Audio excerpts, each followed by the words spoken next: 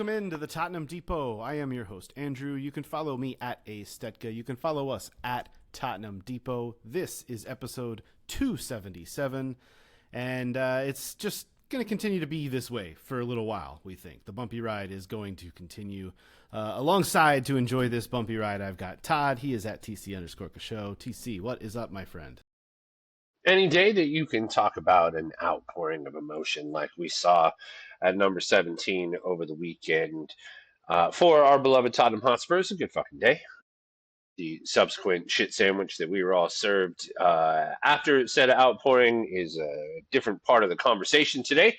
But for this open part, I do want to say shout to all the Spurs fans that were able to make it out and line the streets of the line the high road and take to the streets and show this club how much they mean to us, regardless of how they play. I applaud you because that's big stuff. Scott is also back with us. He is at Scott G. Bird. Scott, what's up, my friend? Notice how no one danced during the intro song at all today, like we normally would. There's no dancing. No vibes. There's no dancing. No vibes. You'll be dancing on your own, as they say. Yeah, right. Hey, you're supposed to dance like no one's watching, but people are probably watching on YouTube. Yeah, instead, you're dancing with yourself.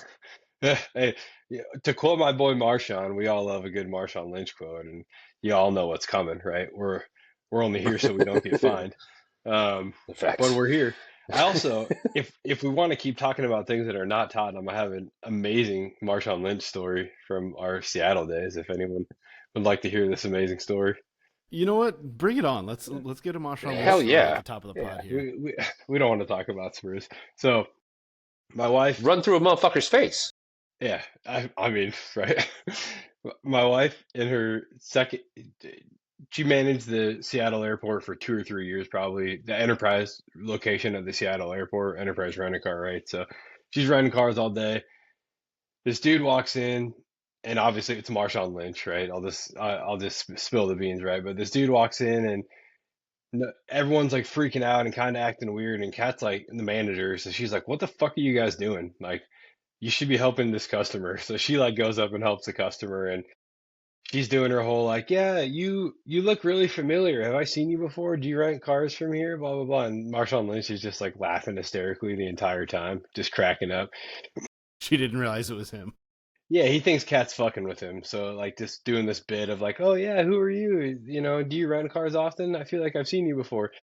So Kat helps him. Marshawn laughs the whole time. Kat gets him in this car, just like a pretty respectable, like, I don't know, average car, right? So he's a cool dude. But anyways, Kat comes back in and the whole place is laughing, customers, employees, and she was all like, "Why are you guys laughing?" And Kat, you guys know Kat, so she's managing, and she's like, "If I ever see you guys not help a customer again, like, why are you acting weird in front of a customer? Like, that's unacceptable, blah, blah, blah." Then, of course, she learns that it's like the third time she's rented a car to Marshawn Lynch at this point in time, but she had absolutely no clue because, she's South African. Seattle celebrity Marshawn Lynch just rolling on. Yeah. We love it. One of the most recognizable people in the country, I would say, right? Marshawn Lynch. We love it. At this point That's in time, so but yeah, shout out to Kat. Stuff. The only thing that could have made that story better would be the inclusion of some Skittles or something like that. But because we all know Marshawn loves his Skittles. Guys, it was speaking of Skittles, it was a colorful week at N17. As TC alluded to, there was some real unity. And I want to revert back to the Champions League as we are wont to do. And really, this might be the last time we get to do that and say that for quite some time. But Spurs did happen to win a match in the Champions League on their home soil this week. It of course, did not result in them advancing out of the round of 16 past Atletico Madrid. But a 3-2 victory over Madrid earlier this week, and coming off the backs of that late draw at Anfield last weekend, and then just the rally and show of support that we saw, man, up until really kickoff on Sunday against Nottingham Forest, this was a decent week to be a Spurs fan. There was a real feeling of, something there, a real feeling that this club was going to stay up, and especially after what happened against Atletico Madrid and how good Spurs just kind of looked overall, I was into it. TC, what was your takeaway from the Atletico Madrid match and just from that feeling that we were trying to harness going into the weekend, which we will obviously get to? Yeah, the first thing that I'll say is it made me really happy that they just went for it, I right? knew it would. It's Spurs have done such a better job in Europe this year, actually over the last 2 years, than they have in the league. It's not even remotely close. It's like two different sides, and it felt like that. The side that came out and played on Wednesday was exciting and direct and had purpose. I It also had Randall Colomwani and Javi Simmons in the starting lineup, which we'll come on to things later. But like, there were some decisions that were made that just it didn't look like the same team, Andrew, and it definitely didn't play like the same team on Sunday. But what I will say is, though we bowed out of the competition, we did so gracefully, and it's rare that you get to say that when you're having the shit season that we're having.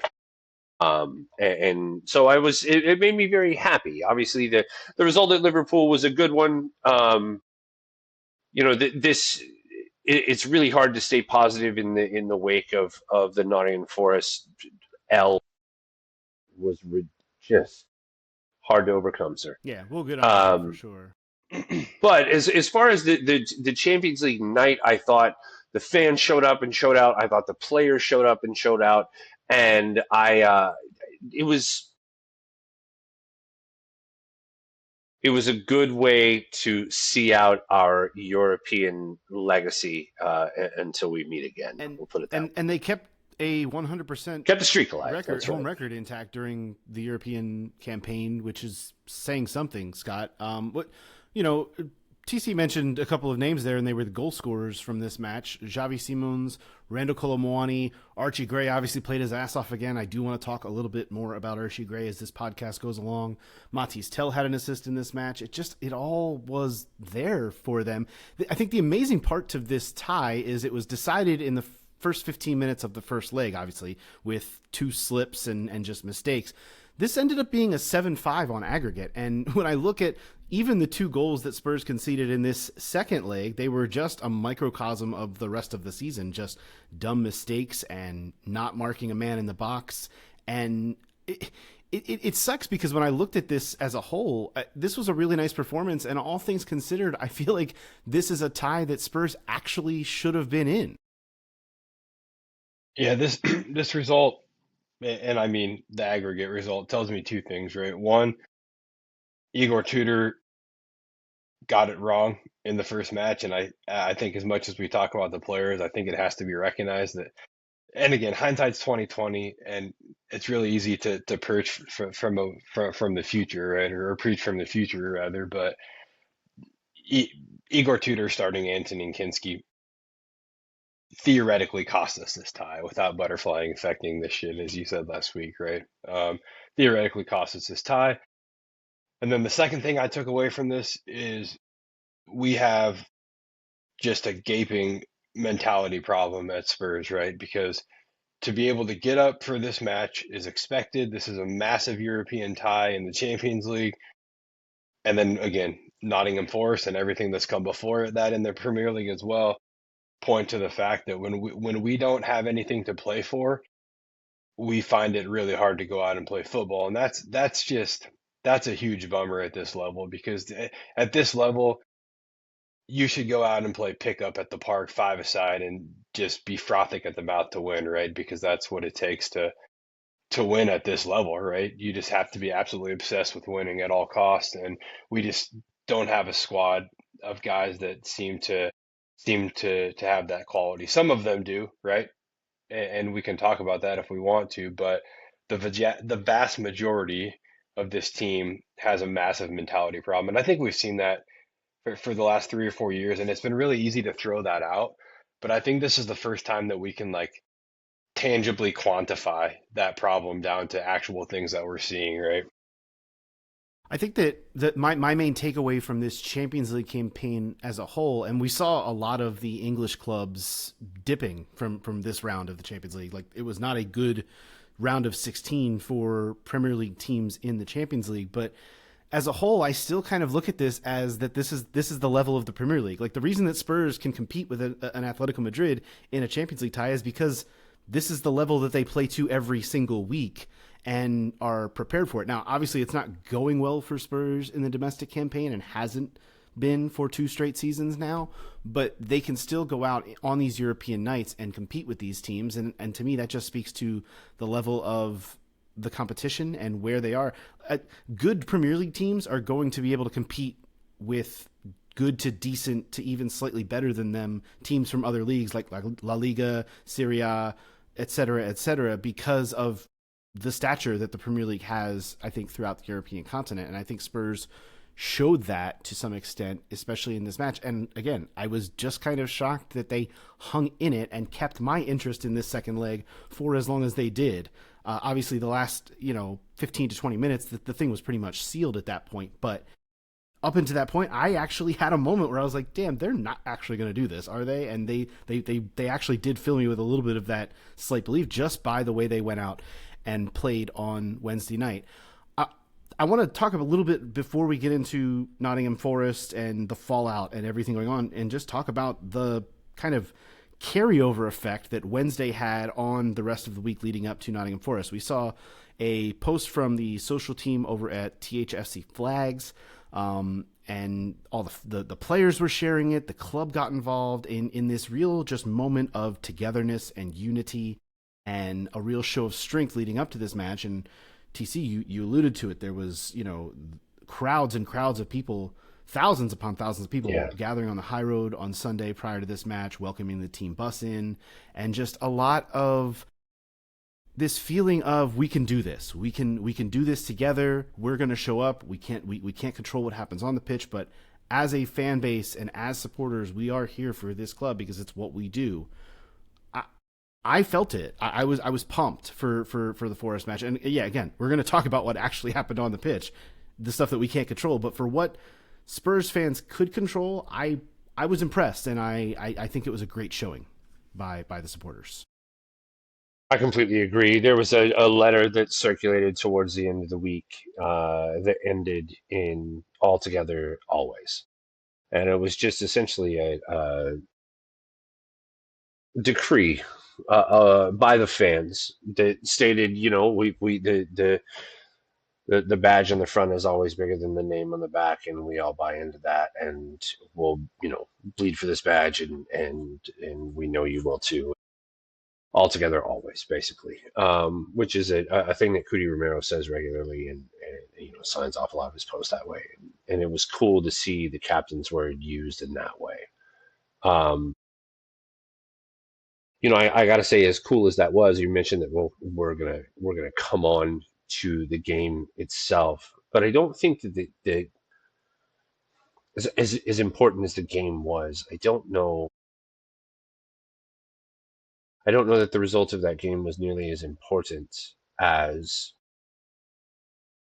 the coach driving in and all of the players seeing all of the fans and what this really means to them. On the day, I feel that, we'll come on to it, but Tudor got it wrong in a lot of ways, and I feel like we kind of squandered an opportunity there. A couple of sliding doors moments in that match, and the next thing you know, you're behind the 8 ball. I think going forward, how the fans and the team respond is going to say a lot. This international break gives us the opportunity, Andrew, to do a lot, and I think we'll kind of park that as well. But honestly, man, I think that the fans are gonna have to continue to show up that way. It can't be just a one and done if we're gonna stay out of the fire, because ultimately now it just boils down to making sure that we're 1 point better than fucking West Ham at the end of the year. And there's nothing else they really can do at this point. Like, you're exactly Nope. right. That's all that can be done, Scott. Look, the club at least, and I do want to get into talking about this match a little bit. Like, that was a really good first half the Spurs played on Sunday against Nottingham Forest. And then at the very end of that half, Forest got a goal, and we saw the same exact thing that always has happened with this club, is just a mentality. They are just fragile from a mentality standpoint.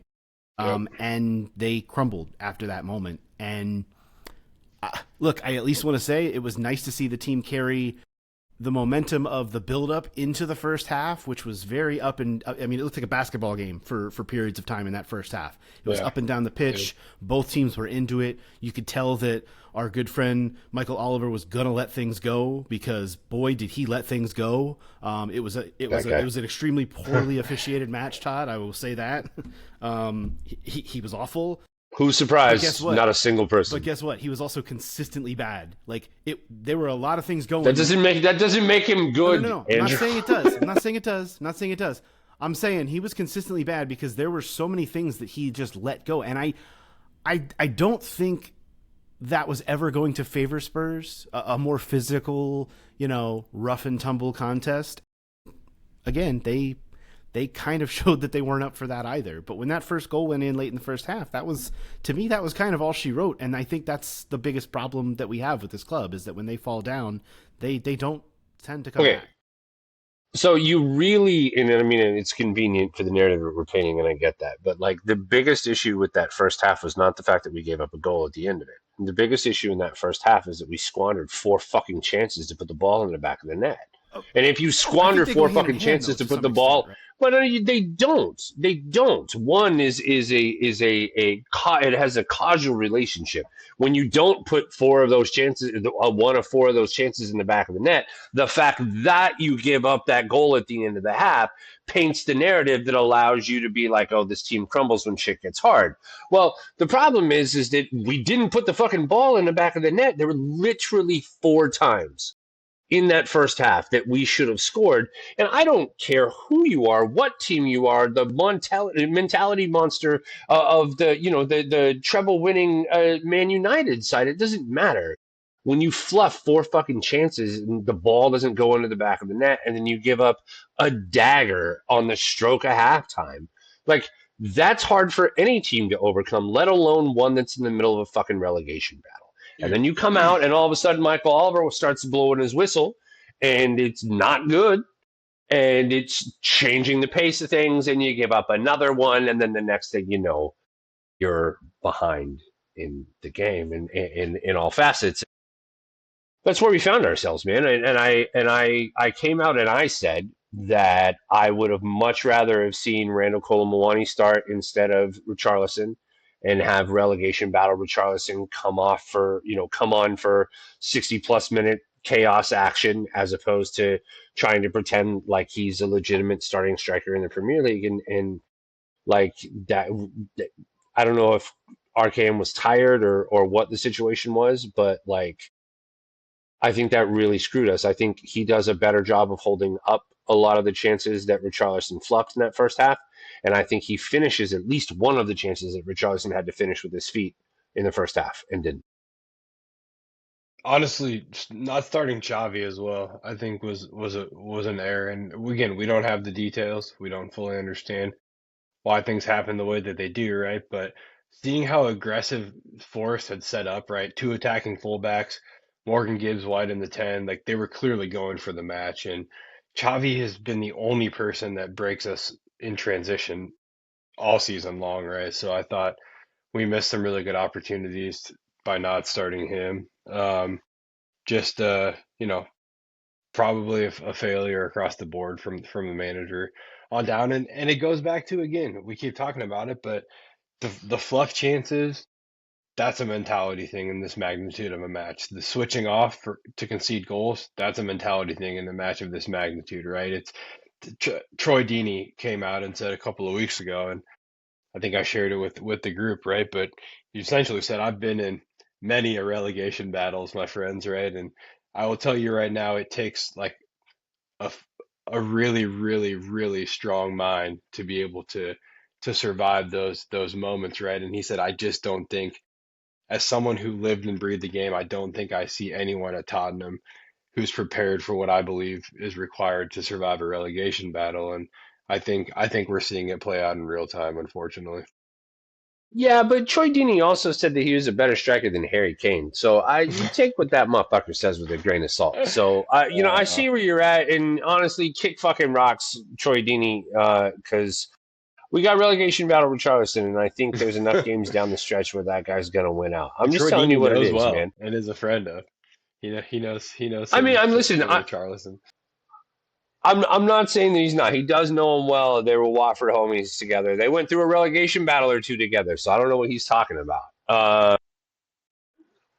What what I what I will say is that it's really easy to dog on the mentality of a team that's in 17th, that's kind of had a really up and down season under two very questionable managers. After the heart and soul of your team was literally ripped out from under. I think we Makes lost it really CC tough. there for a second. Lost Todd. There he is. He's back. Yeah, it makes it really tough, guys, to look at that situation and say, yeah, it's a mentality problem when everything has changed from last year to this year. Nothing is the same. So you guys have mentioned it a few times, but the manager's decisions, and I wanted to come in here and have a real talk about the manager, because I've been talking about the manager for weeks, and obviously we have to acknowledge that the manager suffered a devastating loss in his life. His father passed away, and he was informed of that, I guess, shortly after the match. And of course, condolences to Igor Tudor. Nobody would wish that upon anyone, and we're not here to speak ill of anyone. I don't think it's been a great fit, and I question so much of what the same things you guys are talking about. The squad decisions, the substitution decisions, the decision at halftime to bring on Destiny Udogie and Lucas Bergvall and to take Jed Spence and Mickey Van de Ven off the pitch, to me was when it happened, I thought, okay, this obviously involves some kind of a shape change, but I was just confused about the personnel as well. You're bringing on Lucas Bergvall, who hasn't really been on the pitch a lot. Same could be said, honestly, for Destiny Udogie, to play a full half, and you're taking off two of your more progressive defenders when you're needing to get into a game and win a game. Those decisions, and they were explained as tactical as well. They were not injury related. And two of your better defenders as well. And that's especially in one-on-one capacity. And we got smoked one-on-one in the second half, like 3 times. And so I've been doing everything that I can, especially after Wednesday's result, to be like, okay, dude, maybe Igor Tudor just need a little while to settle in and dial up what was required with this squad. And I thought that was the case. And then he came out at the weekend, and it was very disappointing to see what he put on the pitch. And then to see the changes that he made, it's like, oh, okay, so you made a mistake, and the way that you're going to fix the mistake is by making another mistake. And then we shipped 2 more goals after you made that change, so you can call it what it is. I want to point out that Forest have scored 31 goals this season, and 6 of them, aka just under 20%, have come against Spurs, which is just a remarkable statistic. Spurs are also without a win in 13 straight league games for the first time in 91 years. I'm going to repeat that real quick. Without a win in 13 league games straight for the first time in 91. That's 9 and then 1 years. That is a some would call that a long time. That's a considerably long time. So it's a very long time. And I'm the type of person that likes to zoom out. I'm actually glad you said that, because I wanted to zoom out as well, but I want to hear how you're going to zoom out, because I have a very specific thing I want to zoom out about. Well, as I zoom out, I am now in retrospect able to see that us winning the Europa League and them sacking Ange was truly like the rock bottom, the breaking point of the empire. As from that point forward, Ange is gone, Levy's gone, Frank's appointed, everything changes. And that for me is where Poch kind of comes to mind. And not because he's going to come back, but rather because he came out and said, for things to really change, Spurs are going to have to go through an incredibly painful rebuild. And I thought initially that meant on the pitch. And what I'm coming to realize is that in reality, what Poch was talking about is coming off the pitch And I think that we're in the process of the painful rebuild that Poch was actually referring to as it stands right now, as the corporatization of Tottenham Hotspur actually comes to the fore. That's wisdom, man. That's wisdom. Well, so, I look at that and I say that I don't know that there is any silver lining from this season to take, regardless of whether we stay up or not. This has been awful. Save the Champions League run, which it's a different conversation. We managed to win but lose at the same time in true Tottenham Hotspur fashion. The only silver lining that we could potentially take, and I'm hoping that we take, is the fact that the Lewis family realizes that they are so far out of their fucking depth that them holding on to this asset longer means devaluing it in the process. And they sell up and get the fuck out of my club. Because that's the truth. Economically, that's the truth. Like, we were the 6th, 7th most, like, richest club in the world. And I'm sorry, regardless of how awesome your stadium is, you're not going to be the 6th, 7th most richest club in the world when you're playing in the fucking championship.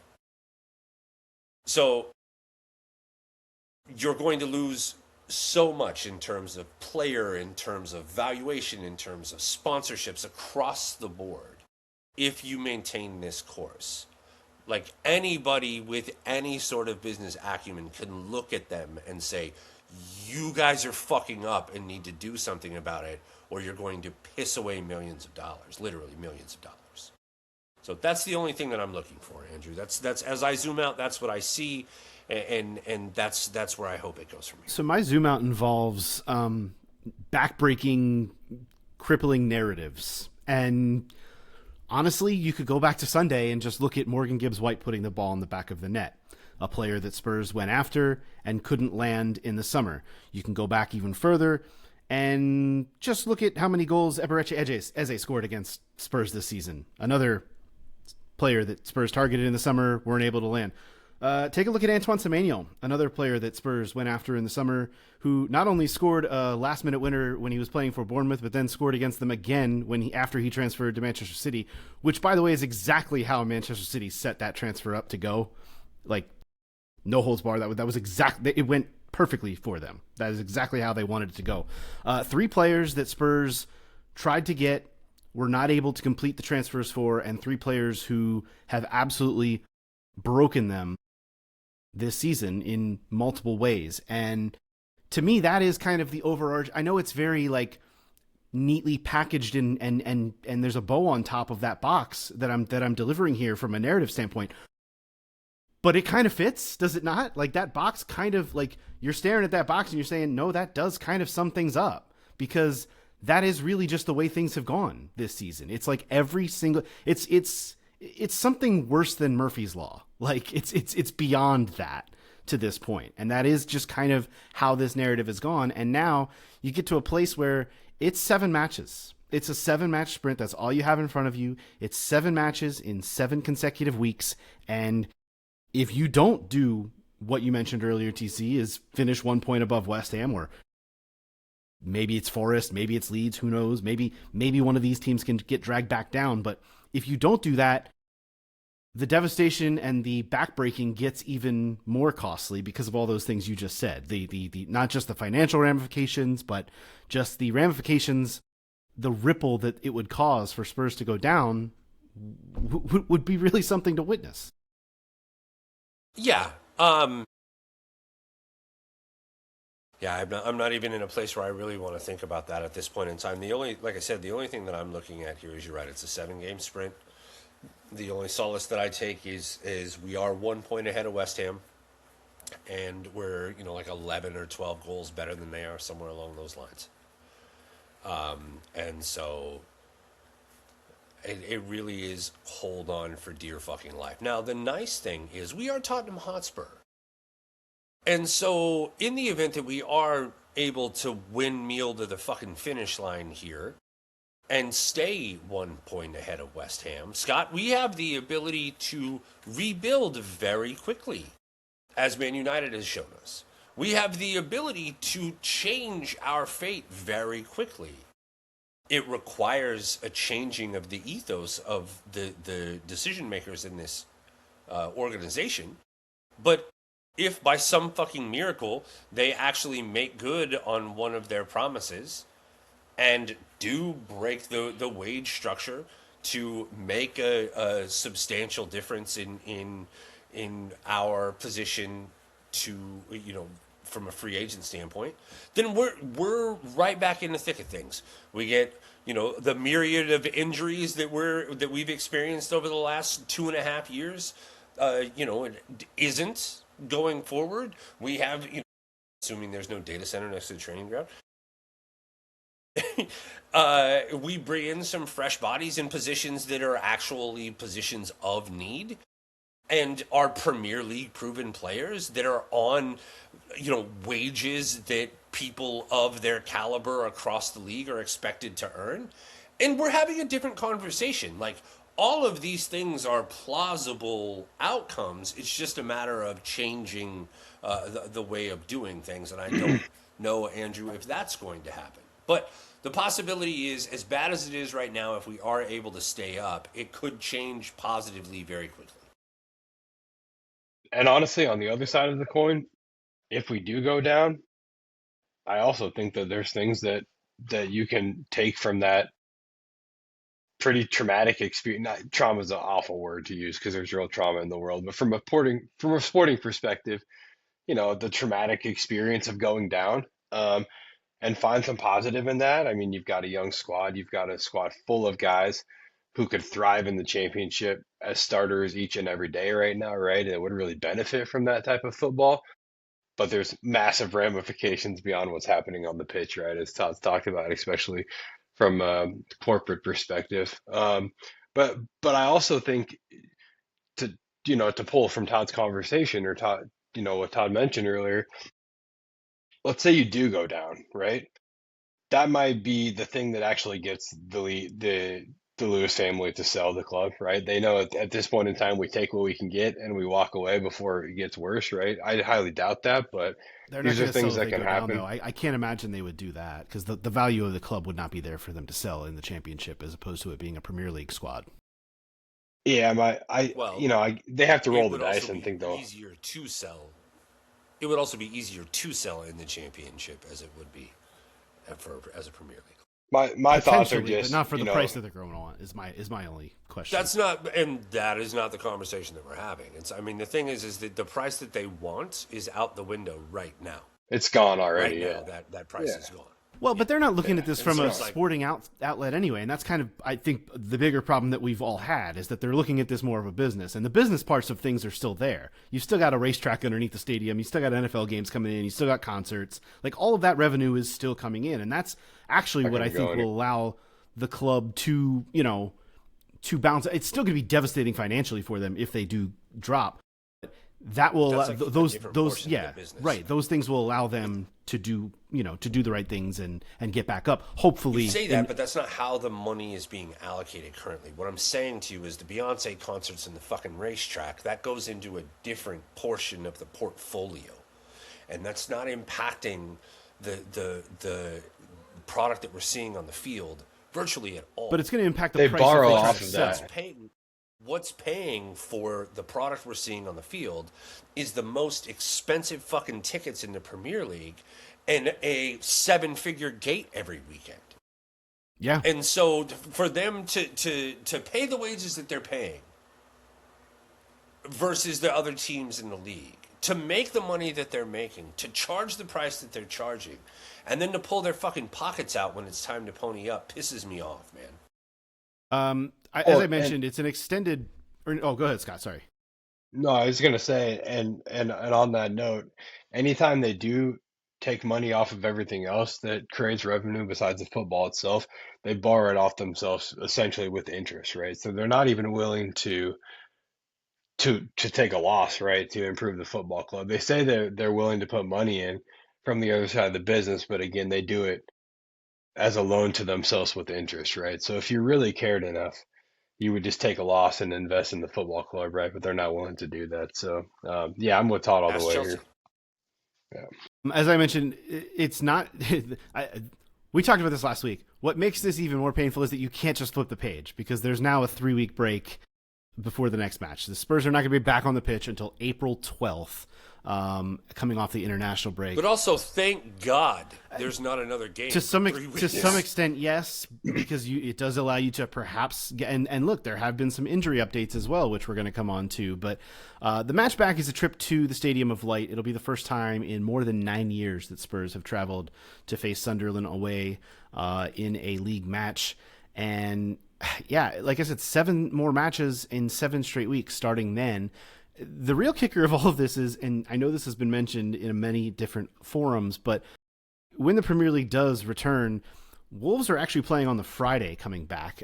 They will end up, West Ham are playing Wolves on that Friday coming back. That could mean that West Ham actually jump above Spurs for 2 days before Spurs get on the pitch, which, again, against Sunderland, who just beat Newcastle. Again, the face that you're seeing TC make if you're watching us on YouTube is the face that we're all making. Like these are the very real things. Like, even if West Ham can only get a point to equal Spurs in that match, like, you're still like, hey, better do something, guys. It's the please poking something with a stick and saying please do something meme right now with Spurs. That's where we are. I'm gonna get attacked for this, right? But I'm just gonna come out and say that there is a very good chance that we get relegated.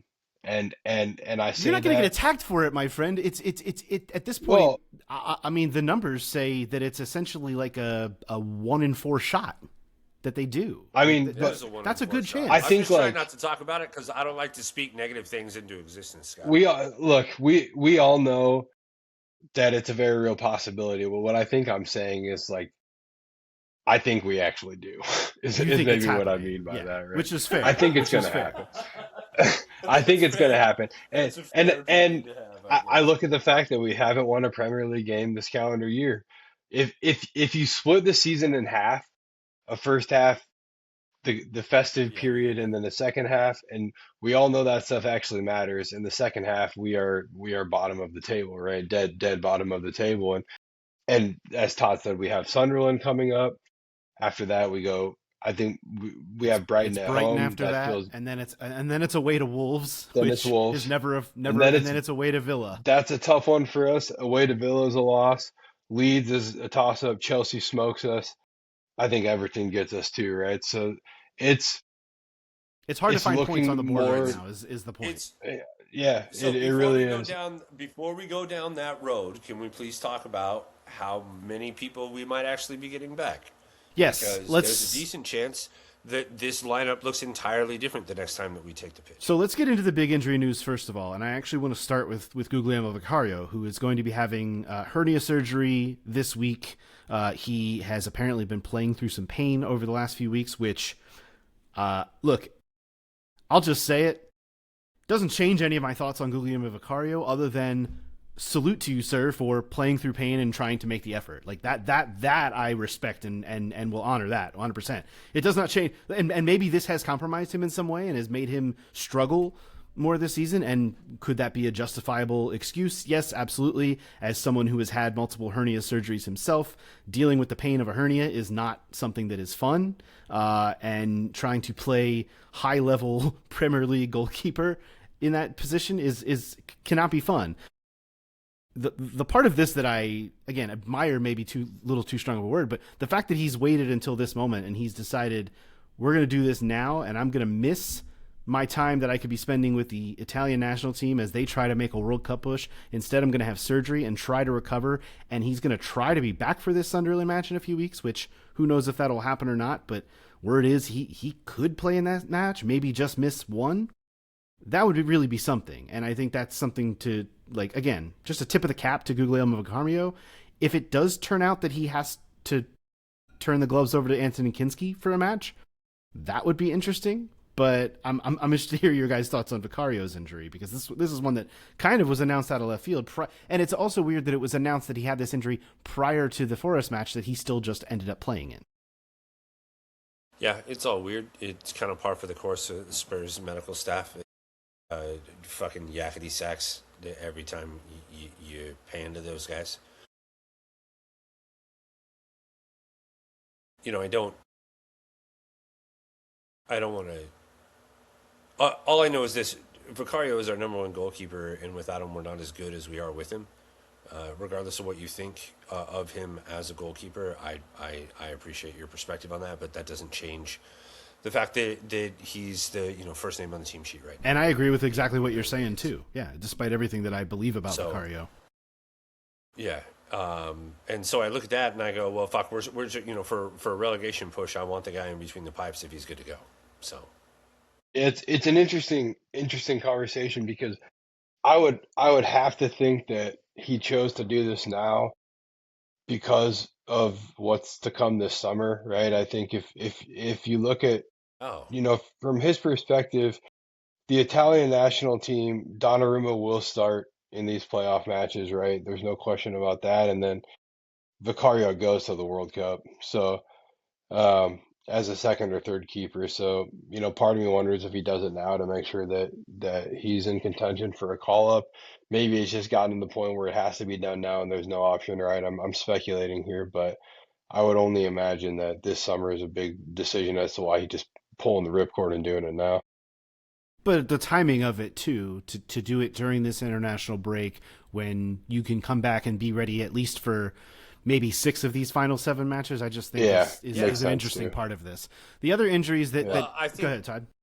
Well, I was just going to say, I think that what that says is the decision was made that he feels like he can be better. Right.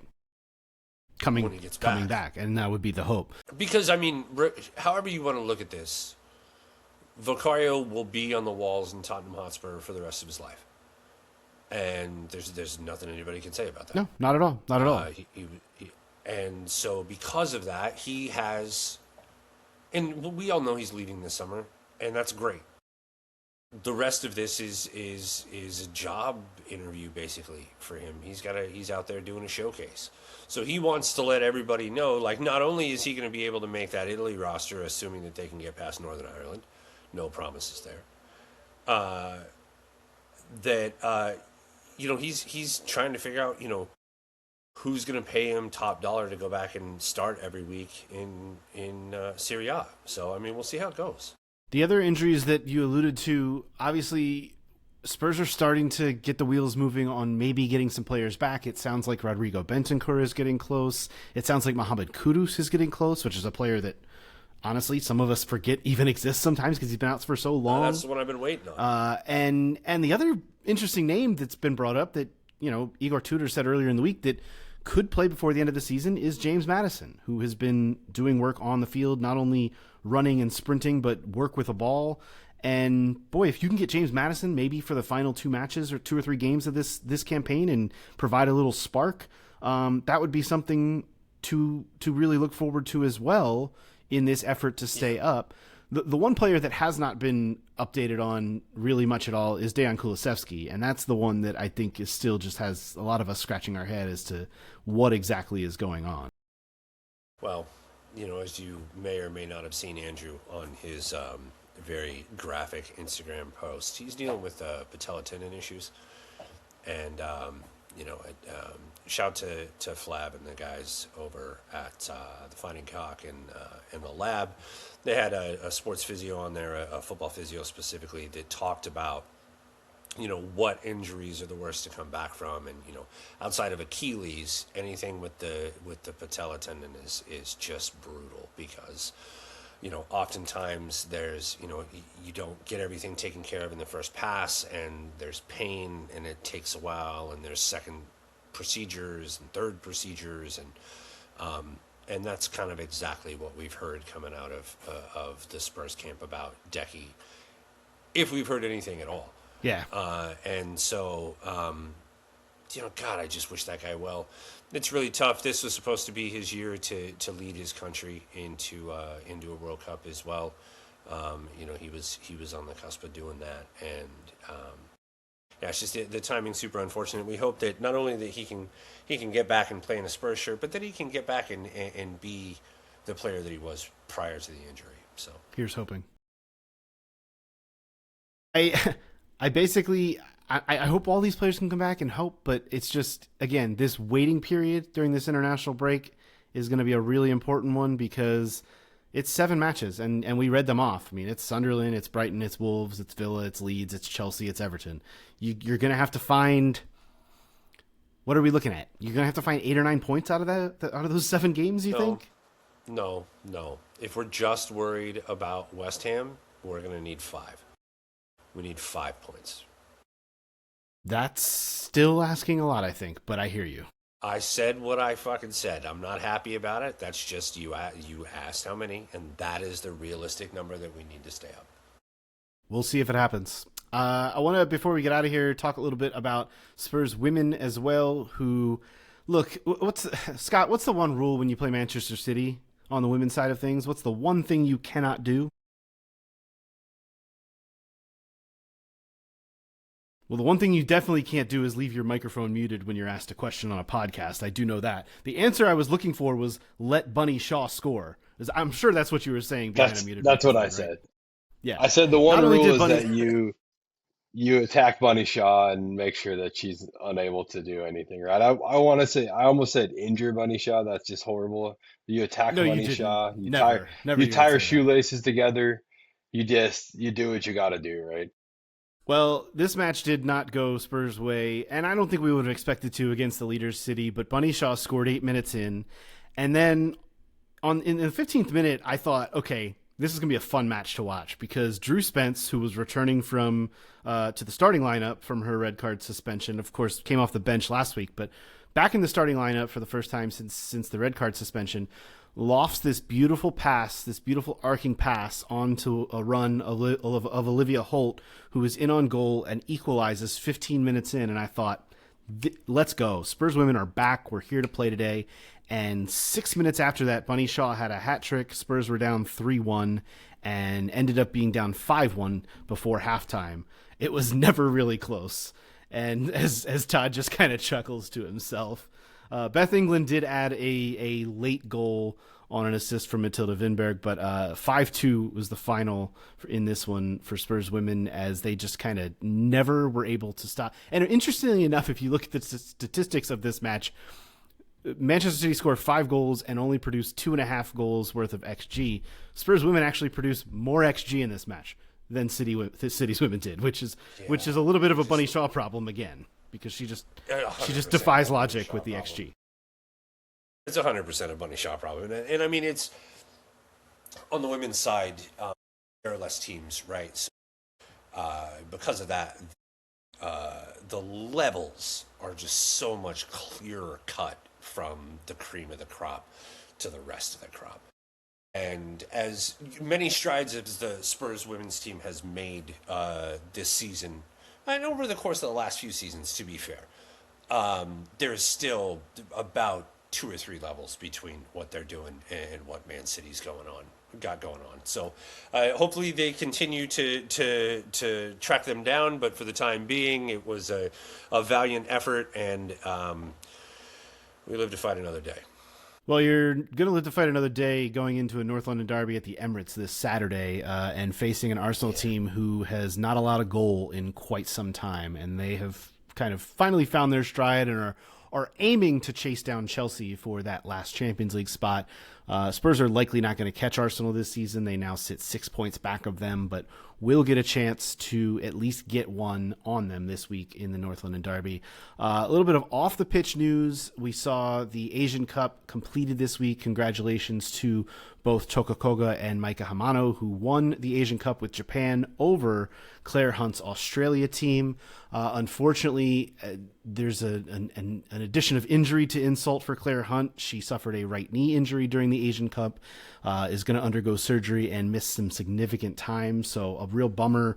And I think the one problem we've seen with Spurs Women over this little bit of a tough run against the kind of upper echelon clubs, and by the way, those clubs are not going to go away. The schedule, the run in here is not a pretty one for Spurs Women, but we've seen the defending lapse, and part of that has been because of the absence of both Hunt and Koga as the center backs. Now you're only going to be getting one of them back because of Claire Hunt's injury, which really stings, but we'll see what Martineau has in store for kind of changing things around. Nilden was playing more as the center back role this week, with Blackstead having to play out wide, but you'd really love to get Nilden out wide and push Blackstead further up the pitch for that attacking prowess. We'll see how it all comes about, but This was one of those results and kind of a run into the season that I think could be a little bit of a bumpy landing for Spurs Women, but overall we still are liking the trajectory of where this team is heading right now. Yeah, I mean, if we had high hopes for this season at one point in time, right? But I think those high hopes also came from a place of us not actually believing that those high hopes were going to happen, right? We're talking Champions League, we're talking, really, really pushing those top clubs, but I think we're going to end up as the best of the rest, we'll say, right? When it's all said and done, and there is a pyramid worth of clubs that would kill to be the best of the rest, right? So we're right where we want to be. I don't think anyone could have expected us, and I don't think anyone is, right? I'm just kind of talking into the void here, but I don't think that there's anyone who truly thought we would achieve more than we're going to end up achieving.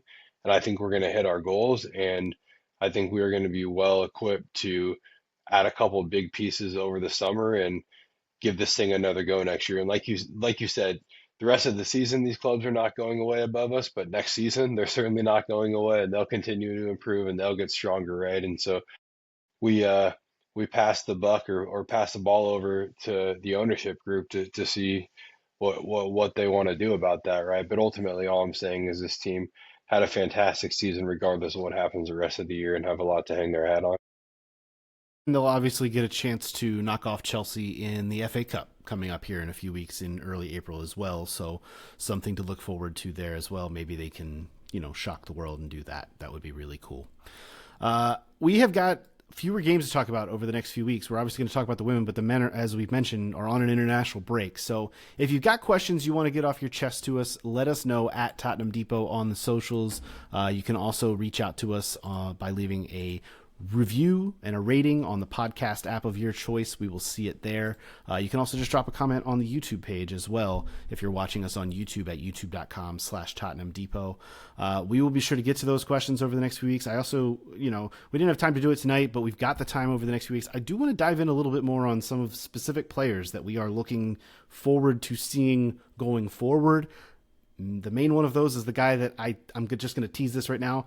I think he's going to end up being this club's best player this season, the quote-unquote player of the year, if you can have one of those in such a season, and that would be Archie Gray, because he's just been doing it all, and I want to talk more Archie Gray over the next few weeks and just throw more praise on him because he's been really awesome. So we're going to leave it here, but preview that for the coming weeks.